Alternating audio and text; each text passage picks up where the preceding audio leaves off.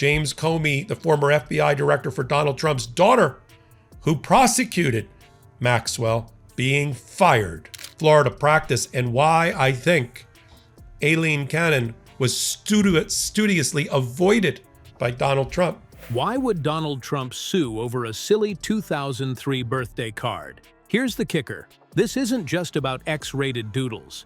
It's about avoiding a specific judge and setting up a high-stakes political chess move.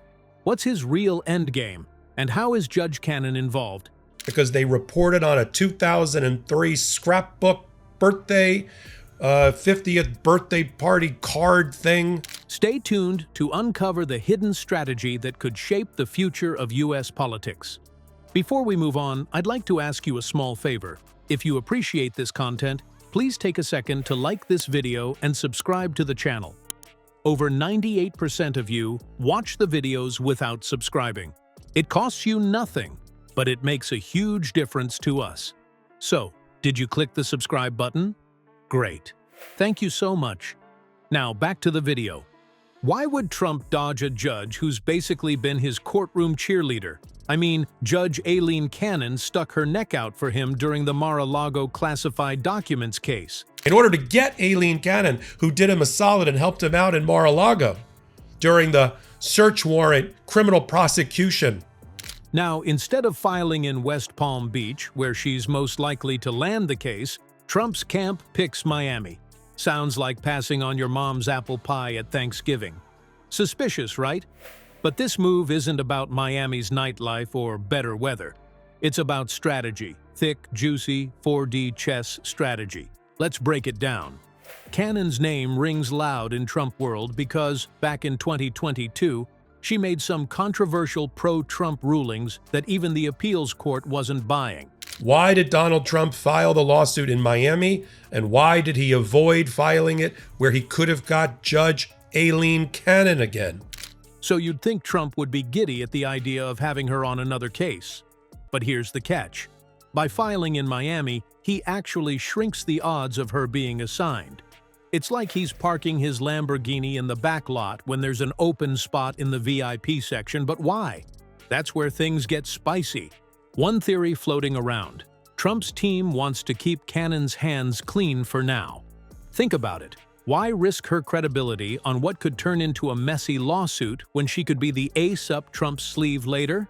Florida practice and why I think Aileen Cannon was studiously avoided by Donald Trump.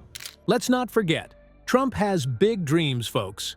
We're talking 2024 presidential ambitions, and if he pulls that off, suddenly Judge Cannon could turn into Attorney General Cannon or even Justice Cannon. Sound crazy? He loves Aileen Cannon. In fact, she was on the reported shortlist during the president-elect transition period. Well, so do a lot of things until Trump gets involved. And this Miami move shows his camp is thinking several steps ahead. Judge assignments aren't like picking names from a hat. There's a system, and Trump's legal crew knows how to work it. By steering clear of West Palm Beach, they keep Cannon in waiting, like a quarterback on the bench during preseason. Why burn her political capital on this case when there are bigger touchdowns to score later? Which is Palm Beach, because if they check the box for the West Palm Beach division of the Southern District of Florida, they got a 1 in 2 chance of getting Aileen Cannon. So, yeah, what looks like Trump avoiding an ally is actually a power play to guard her for the future. But how does this all tie into an old birthday card and the Wall Street Journal? Let's connect the dots. Imagine suing someone over a birthday card. Not just any card, though. This one supposedly had an X-rated drawing allegedly made by Trump himself. Yeah, sounds like a subplot from The Real Housewives, but nope. This is the Wall Street Journal we're talking about. And they run the story because Rupert Murdoch is taking on Donald Trump. He doesn't care about the Wall Street Journal. He cares. They published an article claiming this card was part of a 2003 scrapbook full of shady memorabilia. Naturally, Trump's response wasn't to laugh it off or even deny it privately. Nope, he chose defamation. Because why not make it legal if it's already messy? The Wall Street Journal didn't just write this story out of thin air. Their reporters claimed they saw the scrapbook and corroborated its details. They apparently had sources, FBI agents and individuals tied to the Ghislaine Maxwell case, confirming the scrapbook existed. So, for something that sounds like high school drama, the reporting wasn't exactly slapdash. Reporters.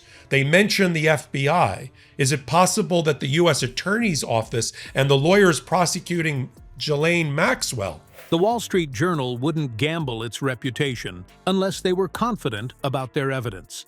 Now here's where it gets wild. Right before this article hit, Maureen Comey, yes, the daughter of James Comey, the guy Trump fired as FBI director, lost her job in the Southern District of New York. James Comey, the former FBI director for Donald Trump's daughter, who prosecuted Maxwell, being fired. That's the same Maureen Comey who was a key prosecutor in the Maxwell trial. Coincidence? Maybe. But throw the birthday card, Maxwell case, and Trump lawsuit into the same swirling pot, and it's hard not to raise an eyebrow. Did she tip off the Journal? Or was her involvement in the case inconvenient for someone, say, someone who'd rather not highlight past ties to Jeffrey Epstein? See, this lawsuit isn't just about whether Trump drew on a card, it's about who leaked what and why this story is bubbling up now. So there's going to be an opening off the Epstein cover-up, pedophile cover-up by Donald Trump scandal. That's a mouthful. Timing is everything, especially when Trump's past connections to Epstein get dragged back into the spotlight. Throw in Pam Bondi and other figures tied to the Epstein saga for good measure, and this whole thing feels less like a lawsuit and more like a PR chess game. X-rated card entry by Donald Trump in it, right around the same period of time that Donald Trump was very good friends with Jeffrey Epstein. It's at the Department of Justice coming up.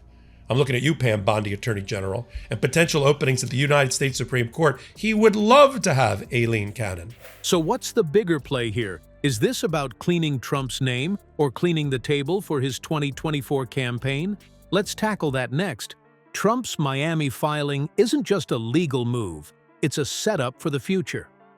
By avoiding Judge Cannon now, Trump's playing his cards to secure her for a bigger role later, possibly Attorney General or even a Supreme Court justice if he wiggles his way back into the White House. Billions of dollars sitting in the presiding judge being Aileen Cannon that he now wants to flip over to be the head of the Department of Justice. Meanwhile, his lawsuit against the Wall Street Journal does double duty, shutting down embarrassing claims while reminding the media who's boss. If this is Trump's version of chess, what's the next move? This case might be just one tiny piece of a sprawling political power play. Stay tuned. There's more coming.